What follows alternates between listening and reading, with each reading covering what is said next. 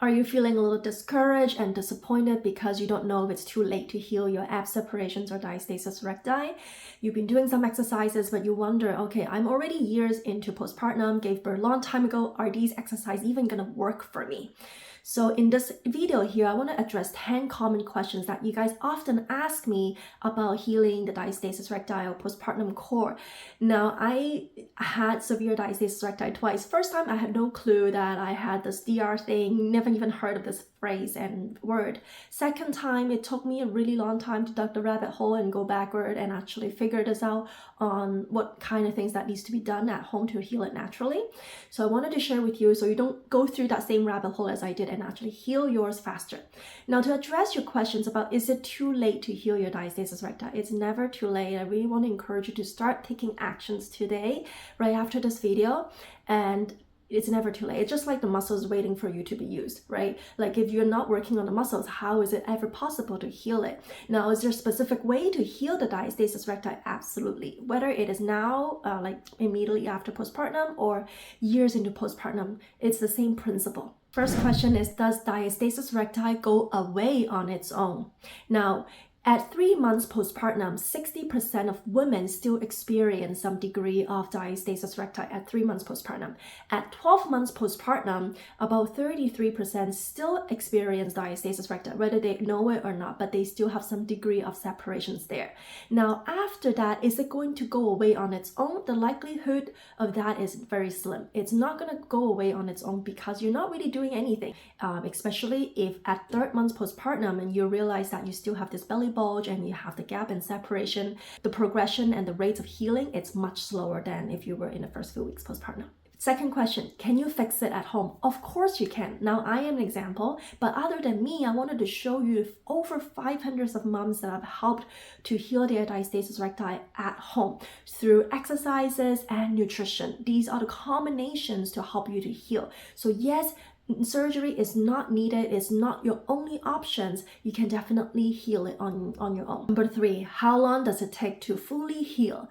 Now, in order to answer this question, I need you to understand what does fully heal definitions to you. Fully heal doesn't mean that you bring the 4 fingers gap down to 1 finger or none, or does it mean that you have a flat tummy? Because they are a little different. Now, if we are talking about the gap, right, bring down the 3 fingers down to 1 finger, and 1 finger is actually very normal. Everybody has a gap in the abdomen. Nobody has an attached muscles in front of the rectus abdominis. So like there is a natural gap. Maybe you didn't know that, or maybe you didn't feel it before because it's quite tight. Your belly was never expanded before, right? Before pregnancy, but after that it feels squishy. So that's why we wanted to know how deep does it sink into the gap. That's the knuckle depth, right? Some people would have 1 knuckle, 2 knuckle, or 3 knuckles that can sink into the gap. So we wanted to know, okay, how squishy that belly is, because when we look at fully heal, one of my definition is to bring in the gap to about 1 finger's gap and about a nail deep. That would be considered fully heal, and you should be feeling quite functional and you should be able to do a lot of movement. However, there's also exception to this, such as pressure mismanagement. So there might be a lot of pressure that is you're not able to manage it properly. So let's say when you're doing a plank exercise or crunch, or even standing up and trying to draw in the entire abdomen, you're not able to do that. That's because of the pressure mismanagement. Even for moms who have 1 finger gap and maybe a knuckle deep, I have seen this happen to them. That they don't really have the diastasis recti or the separation, but then they are not able to manage their pressure, causing them to looking like they're still pregnant. So with your definition, how long does it take to fully heal? Does that mean just bring the gap closer together, or do you mean a flatter tummy, right? So so if you're talking about the gap and the depth, probably 4 or 5 months in my program, I'm able to help most of my clients to achieve that between 3 to 5 months. Sometimes if they have a really severe gap, so that of course take longer. And some clients, maybe they're years postpartum, their muscles are a bit stubborn. So it actually takes time for it to actually get going. So that beginning time might take a little bit longer. Now, if you're talking about the flat tummy, right, maybe you're also talking about the loose skin, the tissues. So those can actually take up to 18 months for you to fully heal, to heal the tissues inside, to heal the connective tissue. And not to mention, if you have lots of weight to lose, that extra weight will aggravate that bulging belly. Number 4, how long does it take to see progress? So I know, if you're working on an exercise, I would be eager to know, okay, it's like weighing on a scale, right? I wanted to know that next week I drop 2 pounds. The week after I keep dropping the weight. So with diastasis recti, you need to know your starting points, right? So we need to know how many fingers gap, how deep it goes in. So I have a simple self-check that you can definitely check after this videos to know your starting point. Okay, where are you starting at? You can't just look at a picture and be like, okay, you know what, my belly is not shrinking, and I feel so discouraged. Yeah, because picture, sometimes with the angle, with the way you look, maybe that day you're bloated and maybe you haven't emptied your bowel movement, can cause that significance in terms of the differences of the appearance. So you cannot just rely on picture. You need to know other numbers as well as the waist measurements to see if you make progress. Now, ideally, we should see improvement every 2 weeks. Every 2 weeks, there is some sort of reductions in terms of the finger gap or the knuckle depth as well as the inches lost. But if you're not seeing that specific number to go down just yet, you want to feel for your biofeedback. Are you able to engage your core better? Are you able to lengthen and relax your pelvic floor and then contract? So those are really important for you to be mindful and take feedback on as you're progressing with your exercises. Sometimes we get so honed up on like, oh, the numbers, but at the same time, so much feedback is coming from yourself, how you perform those exercises, and you feel good after an exercise. So those are all good signs that it's healing well. Number 5, can walking cure diastasis recti? So this is a funny one. Why should walking be able to heal your core? There's nothing correlated to the healing of the abdominal muscles, right? You need to work on the abdomen in order for you to heal the diastasis recti. But walking has a lot of benefits to it, and I actually tell all my clients to walk at least 7,000 to 10,000 steps a day. So because we are so sedentary in this modern society, we're not moving a lot. When we're not moving a lot, our hips are tight, right? Our hips are tight and it's always in a flexion positions. So that's why we need to walk and move more so that you don't develop glute tightness or pelvic floor tightness, because when you do have tightness down there, the pressure will push upward and pushing the stomach out, causing more pressure on your abdomen. That's why you need to manage your pressure properly. So when you do walk more, and you'll feel better, first of all, getting the vitamin D, getting the sunshine, and it is a magic to it when you do walk. But however, would walk help you to hear? No. Number 6, can lifting weights heal diastasis recti? Now, yes, it can. However, you need to know a few things before that. It's MAP, M-A-P. M for mind to muscles connection, A for alignment, P for progressive overloading. So if you understand MAP, then you'll be able to go and lift and use your core on a day-to-day basis when you do your workouts, when you lift up your baby, lift that really heavy car seats and put it into the car. So you need to be able to mind to muscles connect first. Are you able to connect with your core, drawn really well without having the upper abs to bully or without the obliques doing most of the work, right? It's your TA muscles doing the work, right? It's your transverse abdominal muscles doing the work. Alignment, super important, not just because you look better when you do stand taller, but however, it's also really important for you to prevent injuries. Whether it is aggravating the diastasis from because you're arching your back so much as pushing your stomach out, like how I was, or maybe when you are lifting weights, right? If your alignment is not good, your form is not good, then you can aggravate and really injure, especially on your back or on your shoulders area. A lot of the trainer and coaches online, they say you need to lift the heaviest to your maximum, you need to lift until failure. Those because they are looking to rebuild, right? Body composition, they want it to look toned and look fit. But for you, if you're healing diastasis recti, do not do that because you haven't even really progressed up to that point yet. You can eventually, but you need to start lighter. And I don't mean too light, but depending on if you got the M and the A. Number 7 of your questions is, does it get worse over time?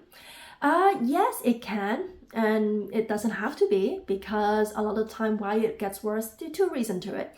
you might think it gets worse, but it's not really worse. But you might think that, oh, my bulging belly is bulging more now, it's looking flabbier, it's looking so loose than before. I have clients that finish my tummy warrior coaching program, which is a 4 to 5 months program, and after 1 year they come back to me and say like, oh, you know, my belly bulges out more. And I ask them, have you done exercises in the last 1 year? And she's like, no, I finished your program and that was it.